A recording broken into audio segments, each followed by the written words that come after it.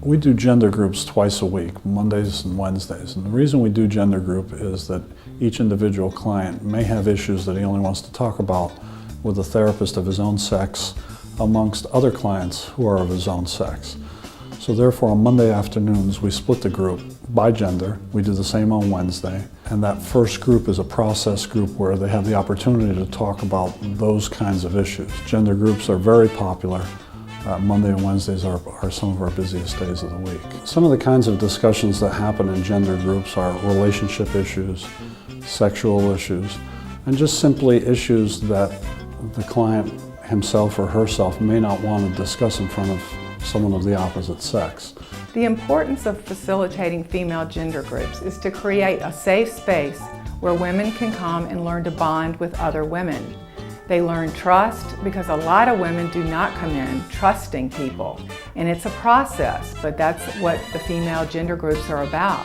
One common risk factor that happens with chemical dependencies is there's often a lot of abuse in relationships that women have never talked about. It can be physical, it can be mental, sometimes there's sexual abuse, and women are free to talk about whatever's going on in their relationships.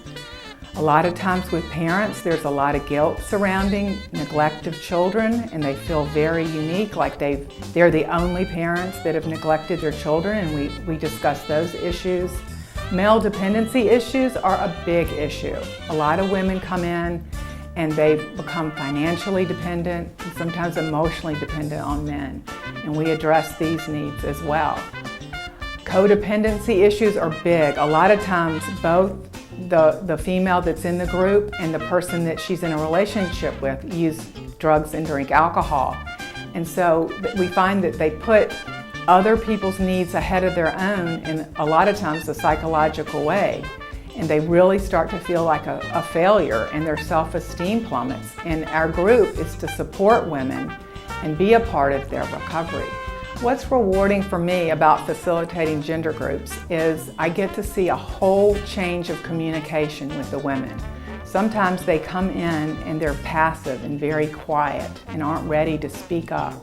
Sometimes they come in and they're very passive-aggressive and they're highly manipulative, which a lot of addicts and alcoholics are known to be.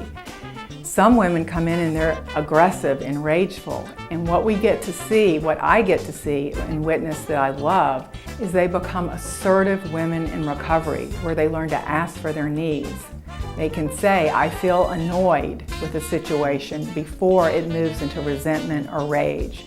Another thing I love and is rewarding for me is that we help each other find their meaning and purpose. Sometimes that's just to remain clean and sober. Sometimes it's maybe they want to go back to school.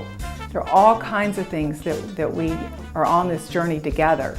And the thing I think I like the most, what's most rewarding for me about running gender groups, is just the fun and the humor that we start to have.